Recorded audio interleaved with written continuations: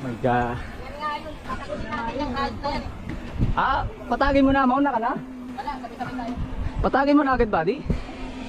Nanginginig din naman ng tungkol si Buddy. Oo, kasi gusto na niyang patagin ulit yan eh. Nakakita na nga ako kung ang pupunta na naman eh. Papatagin na naman ni buddy yan. Papatagin na naman yung pinito.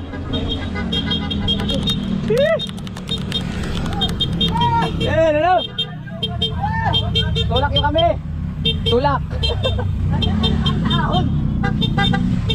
Tulak mga kami. Tulak, tulak.